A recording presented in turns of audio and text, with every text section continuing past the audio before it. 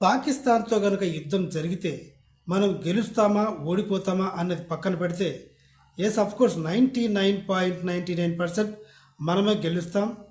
అది పక్కన పెడితే మనకి కూడా నష్టం జరిగే అవకాశం ఉంటుంది. కరెంట్ సప్లై తక్కువగా ఉంటుంది, నిత్యావసరాల ధరలు పెరిగిపోతాయి,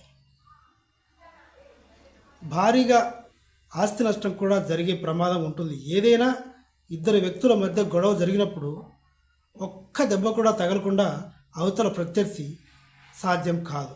కాబట్టి మనకు కూడా ఆస్తి నష్టం జరిగే ప్రమాదం ఉంటుంది. కొన్ని అనుకోకుండా కొన్ని పరిణామాలు ఎదురైనప్పుడు వాటికి మనం సహకరించాల్సి ఉంటుంది.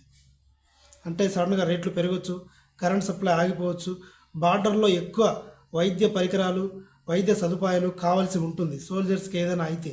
కాబట్టి ఇలాంటి పరిస్థితుల్లో మనం సపోర్ట్ చేయాల్సి ఉంటుంది.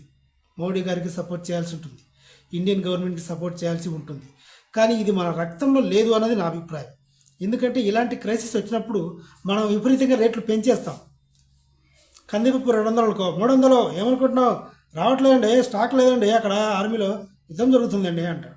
కోడిగుడ్డు 4.5 5 రూపాయలు ఉందనుకో, 10 రూపాయలు అండి, అసలు బళ్ళు రావట్లా ఏంటంటే అంటాం. ఇది మన నరనరంలో జీర్ణించుకుపోయింది. ప్రేమలు, ఆప్యాయతలు, దేశభక్తి వీటన్నిటికంటే ముందు స్వార్థం ఎక్కువ. నా కోడిగుడ్లు అమ్ముడుపోవాలి, నా కందిపప్పు అమ్ముడుపోవాలి. ఇది